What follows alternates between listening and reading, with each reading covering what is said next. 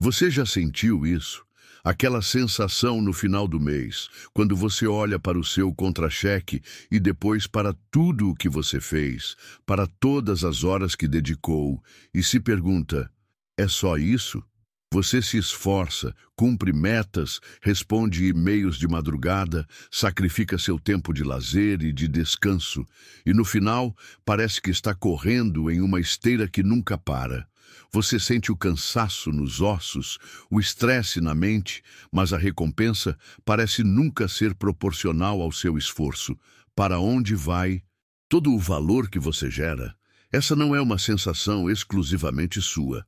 É um sentimento coletivo, quase uma característica fundamental da nossa era. Vivemos em um sistema que nos promete recompensas pelo trabalho duro, que nos diz que o esforço individual é o caminho para o sucesso. No entanto, para a grande maioria, a realidade é um ciclo de trabalho intenso para simplesmente pagar as contas, enquanto uma pequena minoria acumula uma riqueza quase inimaginável. Existe um mecanismo invisível, uma espécie de código-fonte do nosso sistema econômico que explica essa disparidade. Um mecanismo que opera todos os dias, em cada escritório, fábrica, loja ou aplicativo. Esse mecanismo tem um nome e foi revelado há mais de 150 anos por um pensador que muitos amam odiar, mas poucos realmente compreendem: Karl Marx. O nome do conceito é mais-valia. Esqueça por um momento tudo o que você acha que sabe sobre Marx. Não estamos falando de política partidária ou de regimes do século XX. Estamos falando de uma ferramenta de análise, uma lente poderosa para enxergar como o motor do capitalismo realmente funciona e como ele extrai valor do seu tempo, do seu suor e da sua criatividade. Entender a mais-valia é entender a matemática por trás da desigualdade moderna. Antes que você pense que isso é uma teoria da conspiração ou algo ultrapassado, vamos deixar claro: o objetivo aqui não é pregar uma revolução, mas sim promover uma revelação. A revelação de como o seu trabalho diário se transforma no lucro de outra pessoa. Marx não foi um profeta, mas um analista meticuloso do sistema que estava nascendo em sua época e que hoje domina o planeta. Ele desmontou a máquina capitalista para ver suas engrenagens, e o que ele encontrou continua, de formas novas e até mais sofisticadas, a definir nossas vidas, do nosso salário ao nosso feed de notícias. Para entender essa engrenagem central, a mais-valia, precisamos primeiro dar um passo atrás e compreender como o capitalismo enxerga em tudo ao nosso redor. Marx nos mostra que qualquer produto, de uma cadeira a um smartphone, possui dois tipos de valor. O primeiro é o valor de uso, é a utilidade prática da coisa. O valor de uso de uma garrafa de água é matar a sua sede. O valor de uso de um software de edição é permitir que você crie vídeos. É a razão pela qual aquele objeto foi criado em primeiro lugar, para servir a uma necessidade humana, seja ela qual for. No entanto, no capitalismo, as coisas não são produzidas apenas para serem úteis. Elas são produzidas para serem vendidas. E aqui entra o segundo tipo de valor, o valor de troca. Este não se preocupa com a utilidade, mas sim com o quanto um produto vale em relação a outros. Quanto de café vale 1 quilo de pão? Quantas horas de consultoria valem um celular novo? O valor de troca é uma medida quantitativa, abstrata, que permite que coisas completamente diferentes sejam comparadas e trocadas no mercado. E a ferramenta que usamos para medir e facilitar essa troca, universalmente é, claro, o dinheiro. Agora, a grande sacada de Marx foi identificar que dentro desse universo de mercadorias existe uma que é absolutamente especial, diferente de todas as outras. Uma mercadoria que, ao ser consumida, tem a capacidade mágica de criar mais valor do que ela mesma custa. Essa mercadoria não é um metal precioso nem uma tecnologia revolucionária. Essa mercadoria única, que é a pedra fundamental de todo o sistema, é a nossa força de trabalho. A sua capacidade de trabalhar, pensar, criar e transformar o mundo ao seu redor. Quando você é contratado, você não está vendendo seu trabalho pronto. Você não vende as 10 planilhas que vai fazer ou os 30 clientes que vai atender. Você vende por um determinado período de tempo, 8 horas por dia, por exemplo, a sua capacidade de trabalhar. E qual é o preço dessa mercadoria, o valor de troca da sua força de trabalho? É o seu salário. Segundo a lógica do sistema, o seu salário não é o pagamento por todo o valor que você produz, mas sim o valor necessário para manter você vivo, saudável e pronto para voltar a trabalhar no dia seguinte. Comida, aluguel, transporte, internet e até o lazer mínimo para evitar um colapso mental. É o custo de manutenção do trabalhador. E é aqui que a mágica acontece e o lucro surge. Vamos a um exemplo prático e simplificado. Imagine que você trabalha em uma fábrica de cadeiras e seu salário diário equivale a $100. A empresa calcula que nas primeiras 4 horas do seu dia de trabalho, você já produziu o valor equivalente a esses R$100.000. Ou seja, com o valor gerado pelas cadeiras que você fez até o meio-dia, o seu patrão já pagou o seu salário do dia inteiro. Mas você não vai para casa. O seu contrato é de 8 horas. As 4 horas que você trabalha à tarde são o segredo. Nesse período, você não está mais trabalhando para pagar o seu custo, para cobrir seu salário. Você está trabalhando de graça para o dono da empresa. O valor que você gera nessas 4 horas extras, esse tempo de trabalho não pago, é a mais-valia. É um valor excedente que não existia antes e que foi criado unicamente pela aplicação da sua força de trabalho sobre a matéria-prima. Esse valor não retorna para você em forma de salário. Ele é apropriado pelo capitalista e se transforma na fonte do seu lucro, dos juros e da renda da terra. É o trabalho excedente e não remunerado que alimenta a acumulação de capital. Essa divisão do dia de trabalho é a chave de tudo. O tempo em que você trabalha para cobrir o seu custo é o que Marx chamou de tempo de trabalho necessário. O tempo que você trabalha depois disso, gerando lucro para o patrão, é o tempo de trabalho excedente. E o capitalista, como qualquer empresário racional que busca maximizar seus ganhos, tem 2 formas principais de aumentar essa fatia de trabalho excedente, de extrair ainda mais-valia. A primeira é a mais direta e brutal. É a chamada mais-valia absoluta. Ela consiste simplesmente em aumentar a jornada de trabalho sem aumentar o salário proporcionalmente. Se o patrão conseguir que você trabalhe 9 ou 10 horas em vez de 8 pelo mesmo salário, ele acabou de adicionar 1 ou 2 horas a mais de trabalho excedente, de lucro puro. Isso pode parecer algo da Revolução Industrial, com jornadas de 14 ou 16 horas. Mas olhe ao seu redor.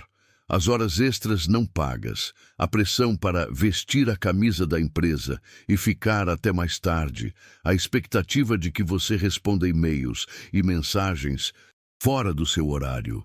A mais-valia absoluta ainda vive, disfarçada de comprometimento e paixão pelo que faz. Mas a forma mais engenhosa, sofisticada e predominante no capitalismo moderno é a mais-valia relativa. Em vez de esticar o dia de trabalho, o objetivo aqui é encolher o tempo de trabalho necessário. Como? Aumentando a produtividade. O capitalista investe em tecnologia, em máquinas mais rápidas, em softwares mais eficientes, em novos métodos de gestão.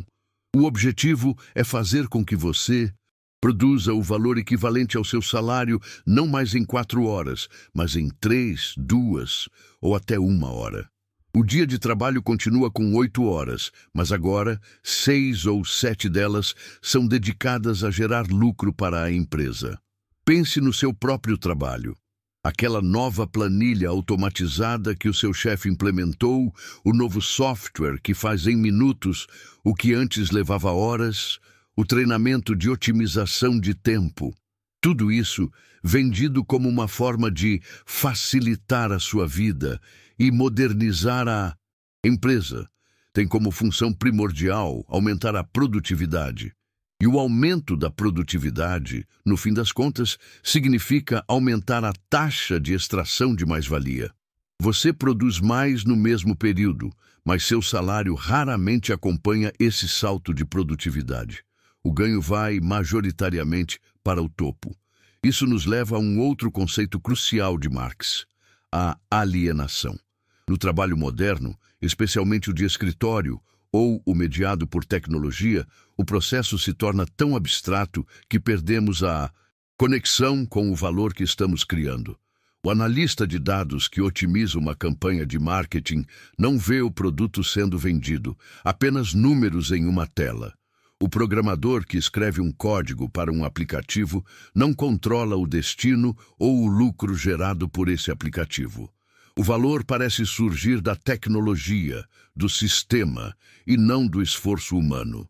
Essa desconexão nos torna impotentes e obscurece o fato de que é o nosso tempo e nossa capacidade que estão sendo convertidos em lucro. E se quisermos ver a mais-valia em sua forma mais crua e contemporânea, basta olhar para a chamada gig economy, a economia dos aplicativos. O entregador ou o motorista de aplicativo é o exemplo perfeito. Ele não é formalmente um empregado, o que isenta a empresa de custos como férias e 13º. Ele utiliza seus próprios meios de produção, a moto ou o carro, o celular, o plano de dados. A empresa é dona apenas da plataforma, do algoritmo que controla a demanda, os preços e as rotas. A mais-valia é extraída a cada corrida, a cada entrega, numa fração que, multiplicada por milhões de trabalhadores, gera fortunas para os donos das plataformas. Nessas plataformas, a mais-valia relativa é levada ao extremo através da gamificação. O sistema de notas, as metas dinâmicas, os desafios que oferecem bônus irrisórios.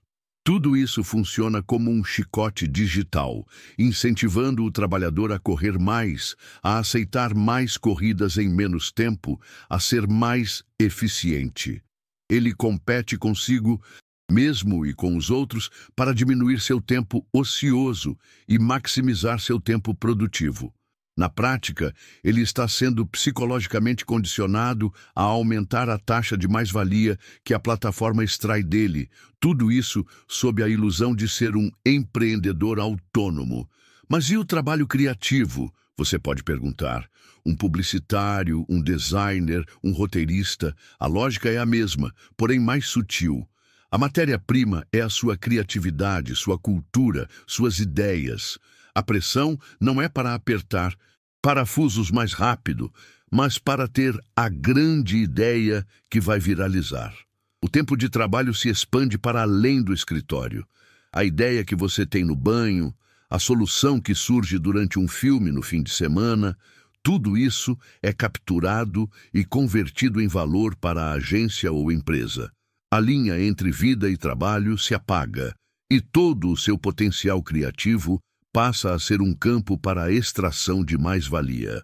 E por que aceitamos esse ciclo? Por que nos submetemos a essa lógica? O sistema oferece uma válvula de escape, uma compensação, o consumo.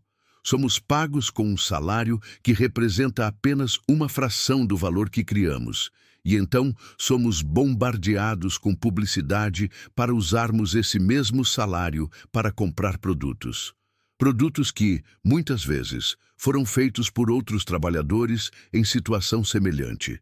O prazer efêmero de uma nova compra, a busca por um status através de marcas, funciona como um analgésico para a alienação e a exploração vividas na esfera do trabalho. Fechamos o ciclo. Produzimos valor que nos é tirado e depois pagamos para consumir o valor que outros produziram. É por isso que, para Marx, a história da sociedade é a história da luta de classes. Não se trata de uma guerra declarada ou de ódio pessoal. Trata-se de um conflito de interesses estrutural e inevitável. De um lado, a classe capitalista, os donos de empresas, acionistas, investidores, cujo interesse é maximizar a mais-valia, ou seja, aumentar o tempo de trabalho não pago. Do outro lado, a Bürgerliche, a classe trabalhadora, cujo interesse é diminuir a mais-valia, seja lutando por salários maiores, por jornadas de trabalho menores ou por melhores condições. Essa tensão está presente em cada negociação salarial, em cada greve, em cada nova lei trabalhista discutida no Congresso. A crítica fundamental que emerge da análise da mais-valia é, portanto, devastadora para o discurso tradicional. Ela nos diz que o capitalismo não é um sistema de trocas justas entre indivíduos livres. Pelo contrário, é um sistema cuja condição de existência é a exploração, é a apropriação do trabalho não pago. A desigualdade não é um efeito colateral infeliz, ou um defeito a ser corrigido com pequenos ajustes. Ela é o resultado direto e inevitável do motor que move o sistema. O objetivo não é o bem-estar social, mas a acumulação infinita de capital, e essa acumulação exige, por definição, a mais-valia. Mas se essa exploração é tão central, por que não a percebemos de forma clara? Marx explica isso com um de seus conceitos mais fascinantes, o fetiche da mercadoria. No capitalismo, nós passamos a tratar os produtos como se eles tivessem um valor mágico, inerente a eles mesmos. Olhamos para o preço de um tênis de marca ou de um carro de luxo e acreditamos que aquele valor brota do objeto em si. O que esse fetiche esconde são as relações sociais de produção por trás dele, as longas horas de trabalho, os salários baixos, os recursos naturais extraídos, a mais-valia gerada em cada etapa da cadeia. As relações entre pessoas se disfarçam de relações entre coisas.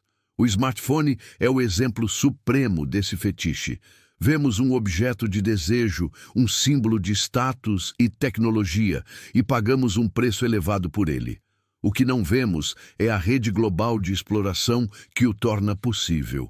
O mineiro, na República Democrática do Congo, extraindo cobalto em condições perigosas por um salário miserável.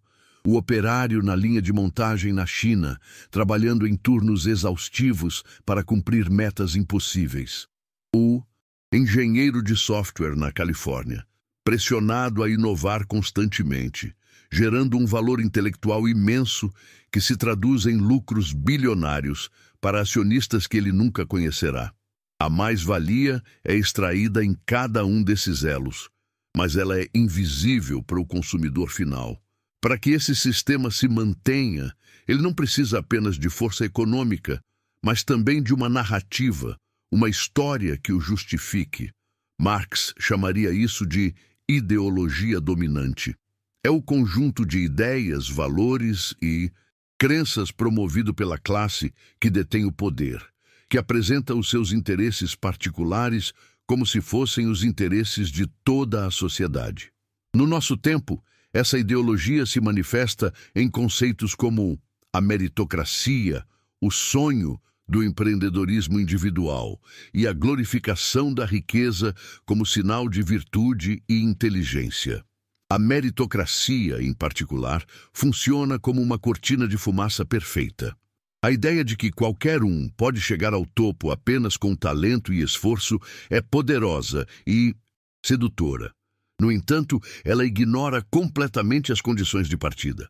Como pode haver uma corrida justa quando alguns começam na linha de chegada?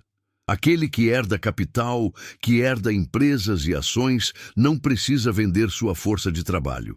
Ele pode viver confortavelmente da mais-valia gerada pelo trabalho de centenas ou milhares de outras pessoas.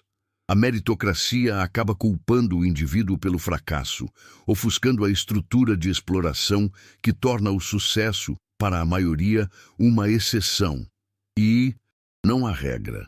Quando a classe trabalhadora internaliza essa ideologia e passa a defender os interesses da classe que a explora, Marx chama esse fenômeno de falsa consciência. É o entregador de aplicativo que se vê como um microempreendedor de si mesmo e se opõe a qualquer tipo de regulamentação que poderia lhe dar mais direitos. É o trabalhador assalariado que defende o fim de impostos para os super-ricos, acreditando que isso, de alguma forma mágica, vai gerar um emprego para ele. A falsa consciência joga trabalhadores contra trabalhadores, impedindo a percepção do interesse comum e da força coletiva que possuem. O sistema também conta com um mecanismo regulador cruel para manter os salários sob controle, o que Marx denominou de exército industrial de reserva. Trata-se da massa de desempregados ou subempregados. A existência desse exército de pessoas procurando desesperadamente por trabalho exerce uma pressão constante para baixo nos salários daqueles que estão empregados. O medo de ser demitido e substituído por alguém que aceita ganhar menos e trabalhar mais é uma poderosa ferramenta de disciplina que enfraquece o poder de barganha de toda a classe trabalhadora e garante que o custo da força de trabalho não suba a ponto de ameaçar a taxa de lucro. Com a globalização, esse mecanismo atingiu uma escala planetária. O capital, hoje, não tem pátria.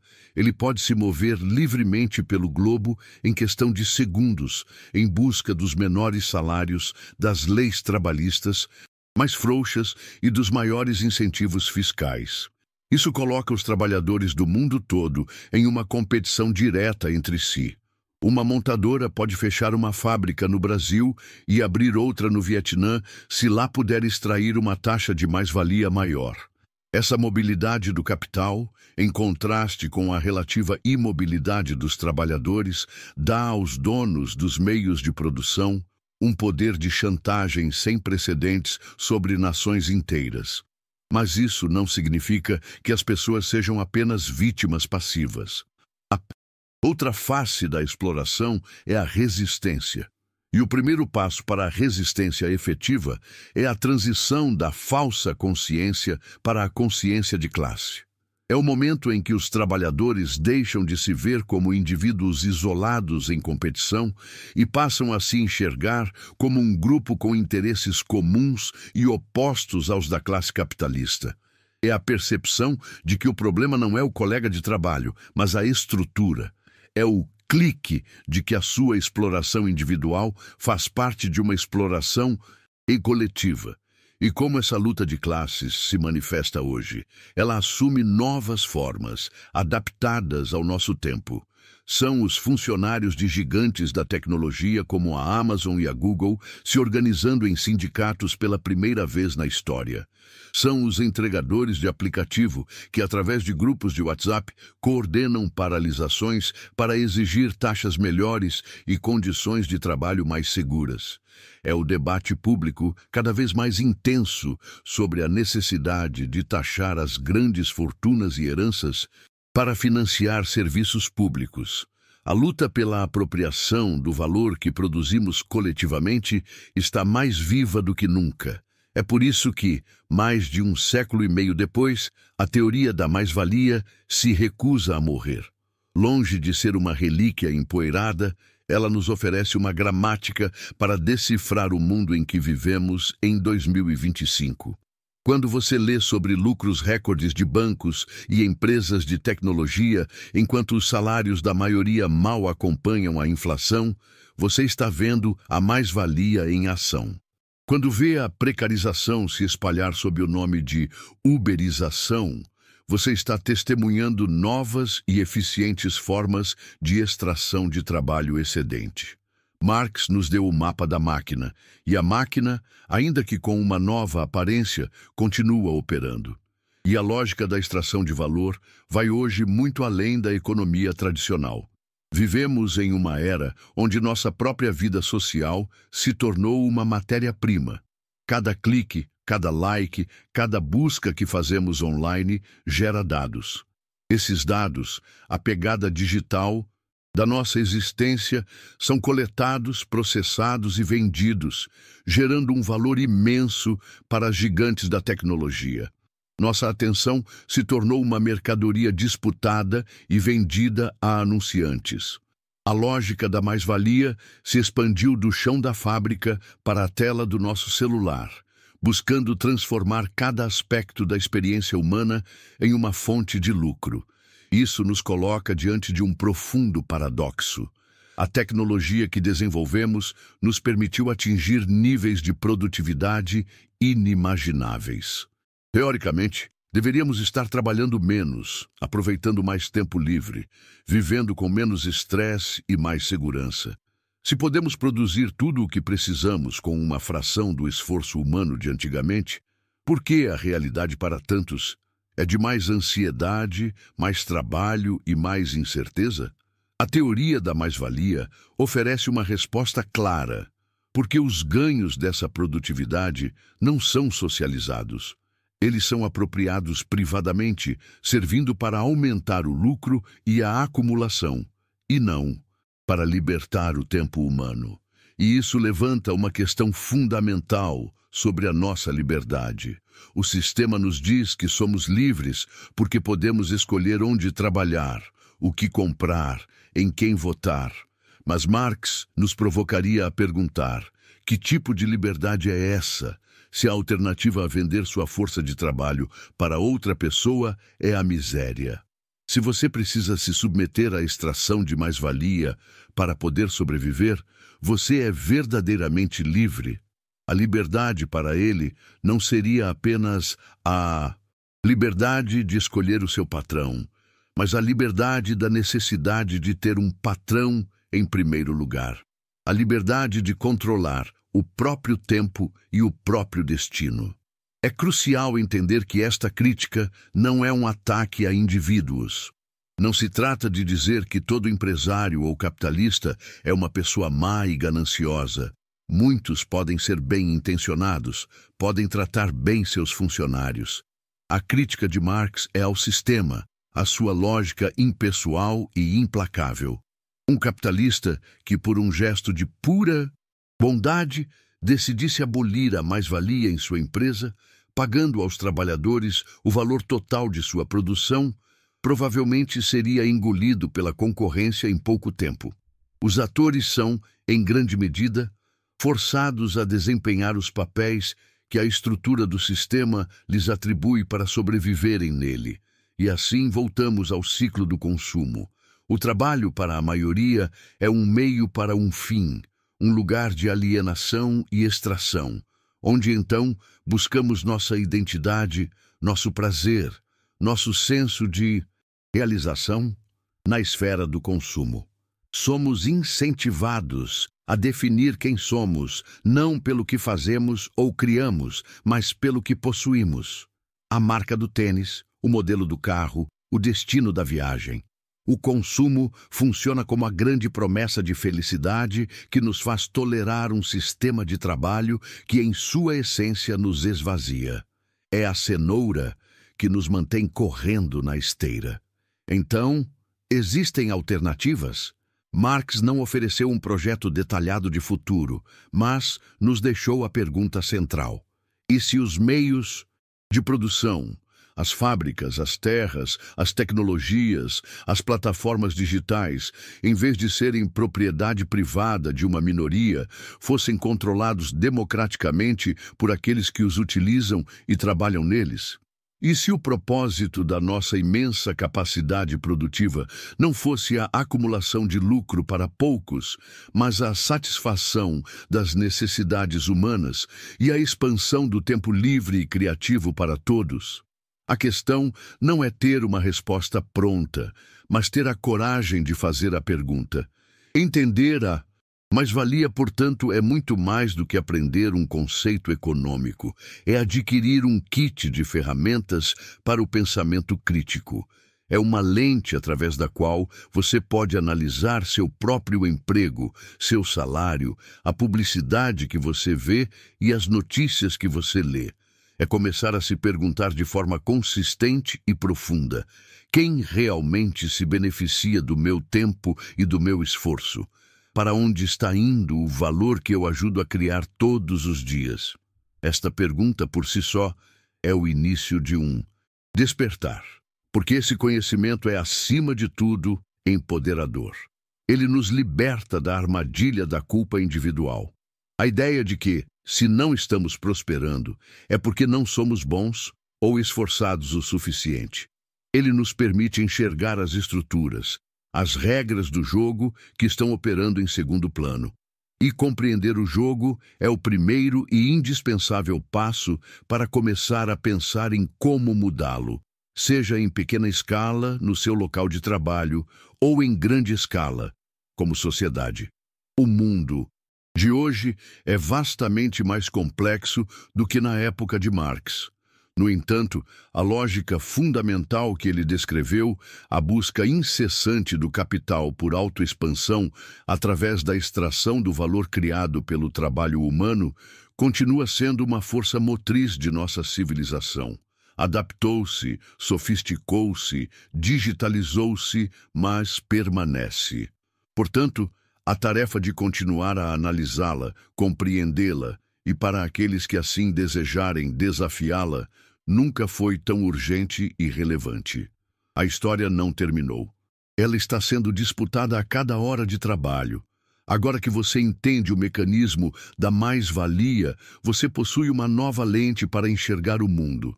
Lembre-se, compreender o sistema não é se resignar a ele, mas dar o primeiro passo para transformá-lo.